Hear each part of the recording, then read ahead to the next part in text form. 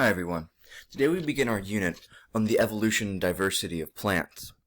And what we see on this slide is a picture of what scientists believe the first plants look like that were on this planet. The first plant was something called Aglophyton that appeared 440 million years ago.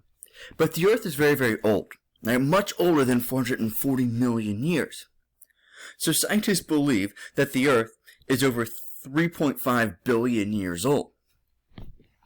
So for much of Earth's history, there was a point in time where there were no plants. Right? In fact, the first form of life was bacteria. Right? So before there was plants, before there was cells, before there was anything else, there was a single population of bacteria. And over the course of evolution, and over the course of the next 3.5 billion years, that ancient strain of bacteria evolved into all the different organisms that we have today. So to truly understand the evolution of plants, we first have to start talking about bacteria, because that's what plants and all other organisms have evolved from. So look at bacteria. The type of cell that makes up bacteria is something called a prokaryotic cell, which we talked about at the very, very beginning of the semester. A prokaryotic cell is a cell that doesn't have a nucleus, and it also doesn't have all these other fancy organelles that we talked about throughout the course. They don't have a chloroplast, they don't have a mitochondria, they don't have the endoplasmic reticulum or all these other things that you typically find in a normal plant or animal cell. It's a very, very, very simple, basic cell. In fact, all bacteria are extremely small. They're unicellular, which means that one organism is just made up of a single cell. Now, like plants, bacteria do have a cell wall. However, the chemical that makes up a bacterial cell wall is something called peptidoglycan.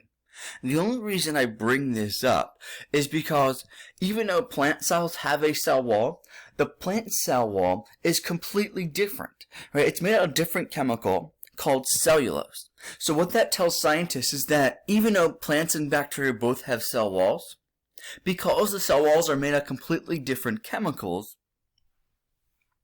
the plants didn't inherit the cell walls from the bacteria. They evolved it on their own.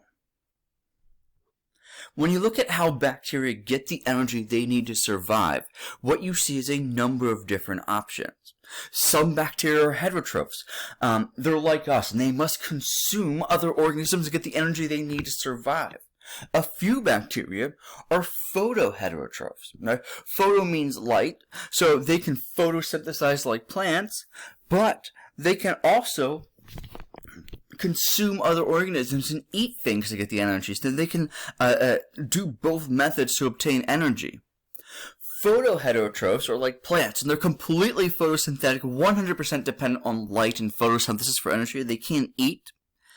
And then a few bacteria are chemoautotrophs, and they get all the energy they need from chemicals given off from the earth. You typically find these chemoautotrophic bacteria down at the bottom of the ocean or in these hot springs, places where you don't have light and you have this abundance of chemicals given off by the earth, things like sulfur and methane and stuff like that.